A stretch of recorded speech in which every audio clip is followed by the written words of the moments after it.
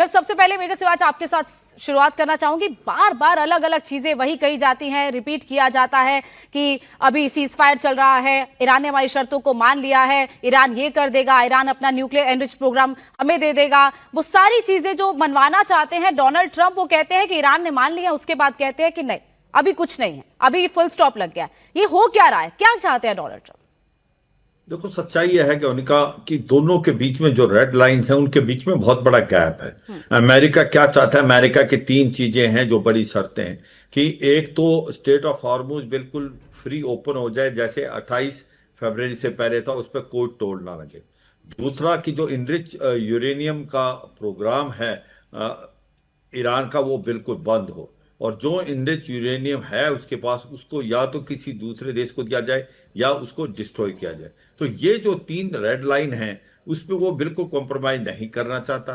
मगर हाँ, कहीं ना कहीं ये दिखाता है कि वो बात करने के तैयार है, वो कहीं समझौता आने वाला है। मगर मुझे लगता नहीं कि अमेरिका इस इन रेड लाइन के ऊपर कॉम्प्रोमाइज करेगा। अब आप ईरान की तरफ देखें, ईरान क्या क्या रेड लाइन है। ईरान कहता है कि जो स्टेट ऑफ हॉर्मुज है वो खुल तो जाएगा, मगर उस पर टोल देना पड़ेगा, और उस पर सॉवरेनिटी जो है वो ईरान की रहेगी।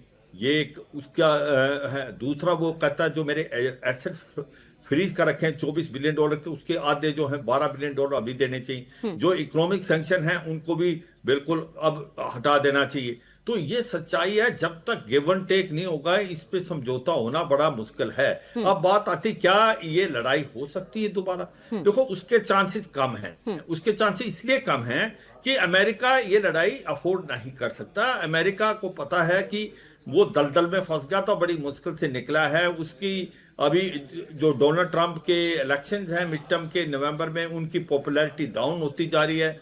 और अगर आप तैयारी से देखें तो अमेरिका की तैयारी कम है, क्योंकि उसके हथियार काफी हद तक कम हो गए हैं। नेटो के अंदर भी जो हथियार थे वो भी बहुत कम है। ऐसे में वो बिल्कुल नहीं लड़ना चाहेगा, क्योंकि उसको मालूम है जीत जो है वो पक्की नहीं है। जबकि ईरान की हालात अच्छी है। ईरान के पास 61% उसके मिसाइल, रॉकेट और ड्रोन अभी भी बरकरार हैं। अगर दोबारा हमला होता है तो फिर ईरान क्या पलटा, मुझे लगता है भारी होने के चांसेस हैं। इसलिए अमेरिका कभी नहीं चाहेगा लड़ाई। कौन लड़ाई चाहता है? इजराइल चाहता है। इजराइल चाहता है कि लड़ाई चले।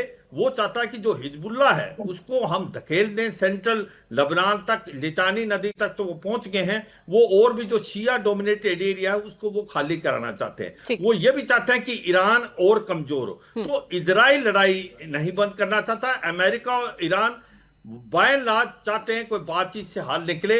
मगर अगर कुछ भी हल नहीं निकला और सिचुएशन ऐसी रही और लड़ाई होती है तो वो ज्यादा भयानक होगी, और उसका दायरा भी बढ़ सकता है, और वर्ल्ड की इकोनॉमी पे वो बहुत एडवर्स इफेक्ट करेगी। ठीक है जाफरी साहब, बार बार धमकियां मिल रही हैं डोनाल्ड ट्रंप की तरफ से ईरान को। वो कह रहे हैं कि अपने न्यूक्लियर वेपन्स आप लोग हमें दे दीजिए, इसके साथ साथ कोई भी न्यूक्लियर वेपन्स आप ना बनाए, जो भी आपके पास एनरिच यूरेनियम है वो अमेरिका को मिल जाए। अमेरिका अपनी शर्तों पर इस युद्ध को बंद करना चाहता है।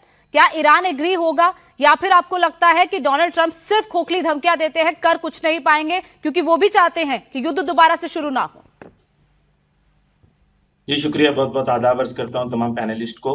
देखें, मैं आपको पहले 2 पॉइंट्स में बोल दूं कि ये जंग क्यों हो रही है। ये जो मीडिया में और डोनाल्ड ट्रंप बोल रहे हैं, पूरी दुनिया जानती है कि ये टोटल नॉनसेंस है।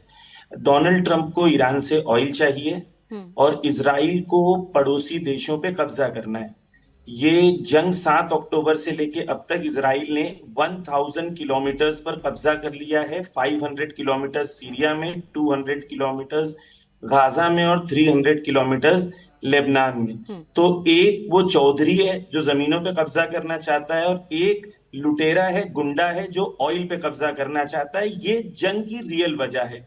बाकी आप न्यूक्लियर वेपन ये सब तमाशा है दुनिया में दिखाने के लिए। जिस तरीके से सद्दाम को कहा था वेपन्स ऑफ मास डिस्ट्रक्शन है, सीरिया में कहा था केमिकल वेपन्स है, लीबिया में ये कहा था, पूरी दुनिया ने देखा सब झूठ था। तो अगर अभी भी हमें इतनी जंगों के बाद भी नहीं समझ में आ रहा है कि ये झूठे हैं, और हम इनकी बात को सच समझ के उस पर डिस्कशन कर रहे हैं, तो वाकई हमें अपनी अक्लानियत पे सवाल करना चाहिए।